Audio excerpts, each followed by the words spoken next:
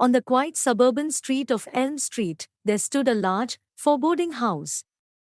It had been abandoned for many years, its windows boarded up and its garden overgrown with weeds.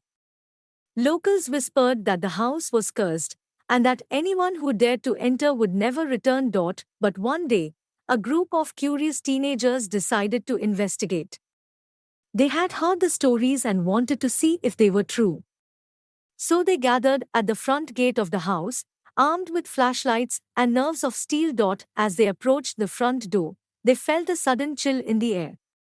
The door creaked open on its own, and the teenagers hesitated, unsure if they should enter. But their curiosity got the best of them, and they stepped inside. The interior of the house was dark and musty, and the air was thick with dust.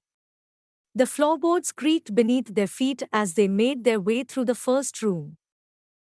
The teenagers exchanged nervous glances but continued on. They soon found themselves in a large, ornate room filled with antique furniture and airy portraits on the walls. As they looked around, they realized that one of the portraits seemed to be watching them, its eyes following their every move. Suddenly, a loud crash echoed through the house, and the teenagers jumped in fright. They quickly realized that they were not alone in the house. Something or someone was there with them.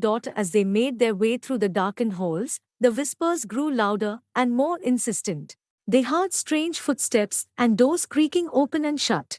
And then they saw a shadowy figure lurking in the corner, its eyes glowing in the darkness.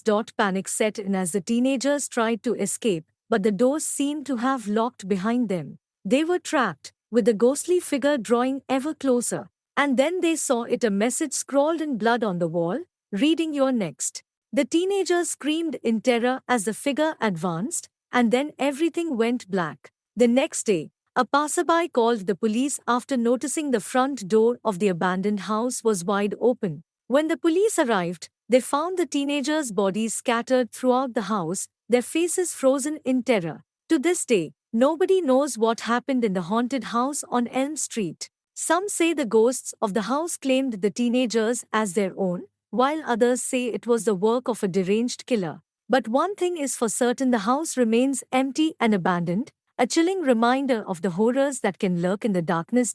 Years passed, and the house on Elm Street remained abandoned, its dark secrets hidden behind boarded up windows and locked doors. But despite the